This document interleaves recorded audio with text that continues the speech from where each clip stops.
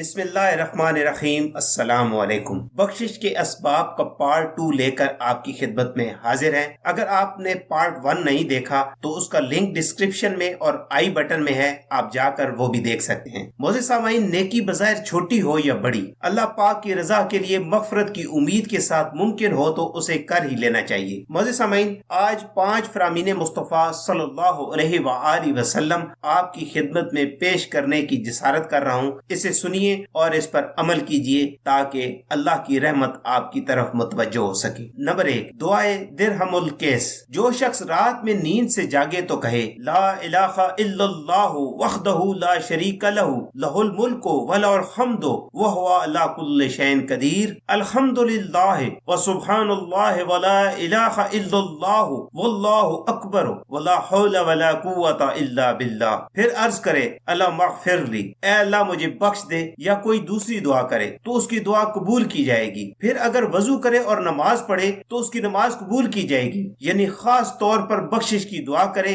یا کسی اور معاملے کے بارے میں یقینی طور پر دعا قبول ہوگی۔ اس دعا کا نام دعائے درہم الکیس ہے، یعنی تھیلی کی نقدی، یا دعائے تہجد کے لیے اٹھتے ہی پڑھنی چاہیے۔ اگر کوئی رات کے آخر میں جا کر تہجد نہ بھی پڑھے مگر یہ دعا مانگ لے تو انشاءاللہ تعالی فائدے میں رہے گا۔ نمبر 2، سورہ یاسین کی تلاوت۔ جس نے رضا الہی کے لیے رات میں سورہ یاسین کی تلاوت کی اس کی مغفرت کر دی جائے گی۔ بخشش کی خوشخبری کے علاوہ اس سورت مبارکہ کو تو قرآن کریم کا قلب یعنی دل بھی کہا جاتا ہے، اور اسے پڑھنے سے 10 مرتبہ قرآن پاک پڑھنے کا ثواب بھی ملتا ہے، لہذا اسے تو ہر رات میں پڑھنا ہی چاہیے۔ نمبر 3، سورہ دخان کی تلاوت۔ جو شخص جمعے کی رات سورہ دخان پڑھے اس کی بخشش کر دی جائے گی، جبکہ ایک روایت میں ہے کہ جس نے رات کے وقت سورہ دخان کی تلاوت کی تو وہ اس حال میں صبح کرے گا کہ اس کے لیے 70,000 فرشتے استغفار کر رہے ہوں گے۔ یہ سورہ مبارکہ قرآن کریم کے 25ویں سپارے میں ہے۔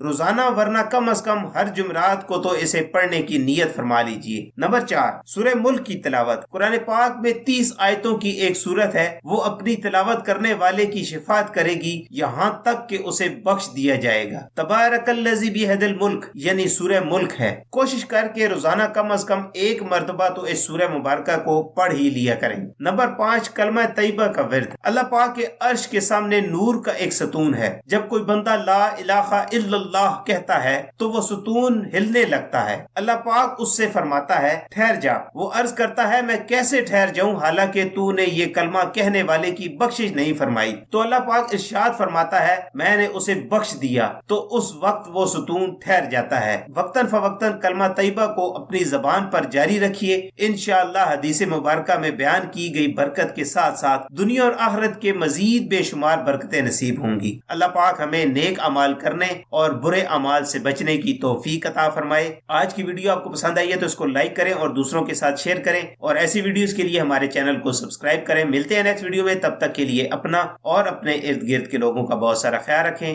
اللہ حافظ۔